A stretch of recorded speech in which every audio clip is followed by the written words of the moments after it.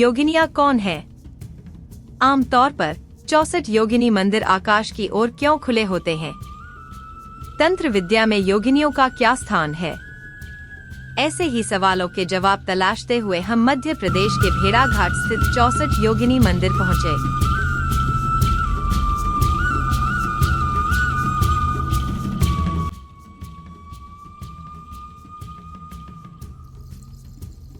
चौसठ योगिनी मंदिर जबलपुर शहर से लगभग 33 किलोमीटर दूर भेड़ाघाट में स्थित है। निकटतम हवाई अड्डा जबलपुर हवाई अड्डा है, जो 34 किलोमीटर की दूरी पर है।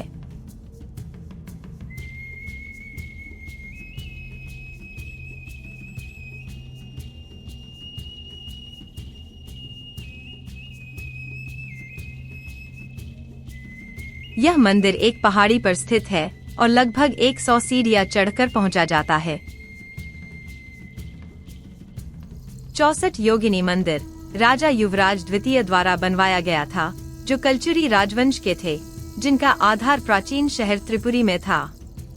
कलचुरी राजवंश ने 11वीं और 13वीं शताब्दी के बीच मध्य भारत के कुछ हिस्सों पर शासन किया।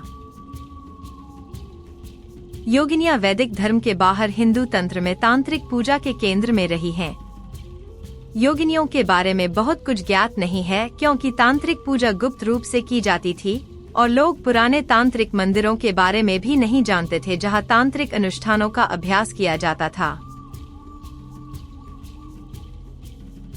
भारत में योगिनी पूजा की अवधारणा 9-10वीं शताब्दी के आसपास विकसित हुई और इससे योगिनी मंदिरों का उदय हुआ। हालांकि तांत्रिक साधना गुप्त रूप से की जाती थी, क्योंकि इसमें विचित्र तांत्रिक अनुष्ठान और काला जादू शामिल था। यही कारण है कि ये मंदिर सुदूर और दुर्गम क्षेत्रों में थे।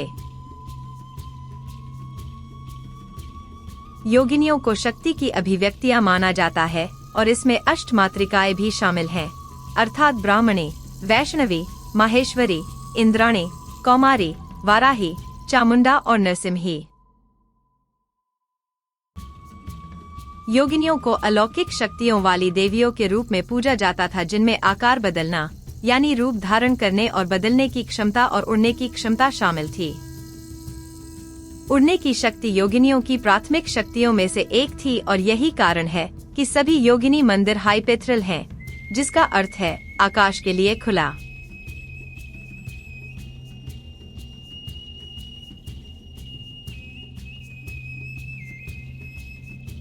योगिनियां समूहों में दिखाई देती हैं, आमतौर पर 64, और इसलिए इसका नाम 64 योगिनी मंदिर है। हालांकि भेड़ाघाट के मंदिर में 81 योगिनियां हैं। योगिनियों को तांत्रिक देवी माना जाता है, जो देवी दुर्गा या देवी काली की विभिन्न अभिव्यक्तियों की परिचारिका हैं। 64 योगिनियों को 8 मातृकाओं से जोड़ा गया था। प्रत्येक मातृका से 7 योगिनियां जुड़ी हुई थी और इस प्रकार 64 योगिनियों का समूह तैयार हुआ। बाद में महालक्ष्मी के साथ 8 मातृकाएं 9 हो गईं।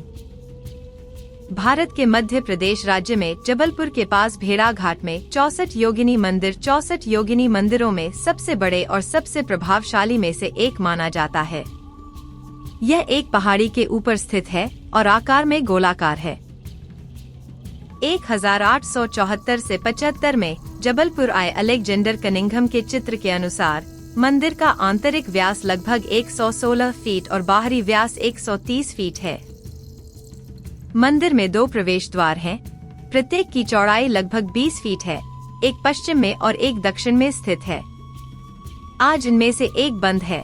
प्रवेश और निकास केवल एक दरवाजे से है। कुछ अन्य देवताओं के साथ योगिनी मूर्तियां अलग अलग कक्षों में गोलाकार और खुले रास्ते में स्थित हैं।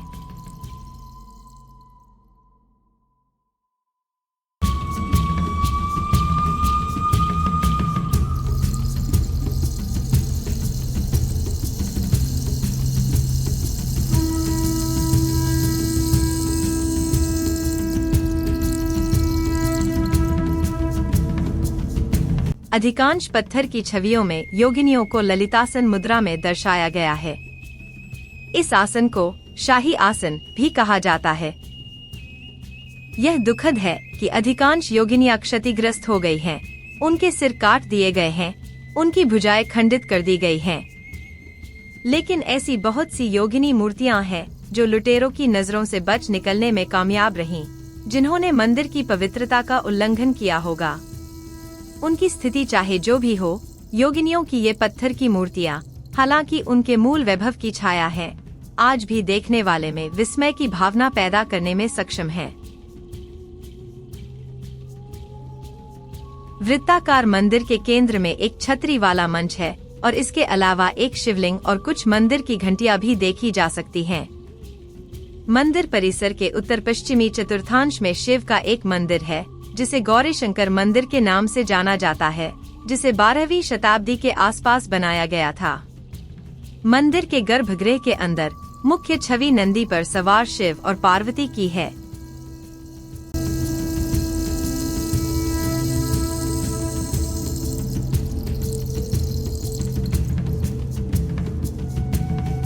जब आप 64 योगिनी मंदिर के अंदर होते हैं तो आपको एक अजीब और शक्तिशाली ऊर्जा का अनुभव होता है, जो लंबे समय तक आपके साथ रहती है।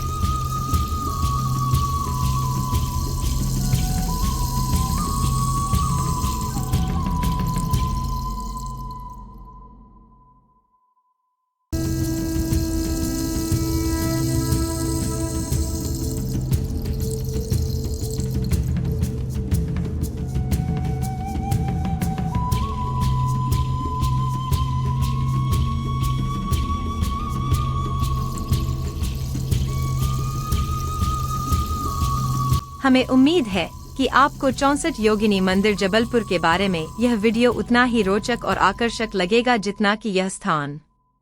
यदि आपने इस असामान्य मंदिर का दौरा नहीं किया है तो मध्य प्रदेश के जबलपुर की यात्रा की योजना बनाएं और इस दुर्लभ मंदिर के दर्शन करें।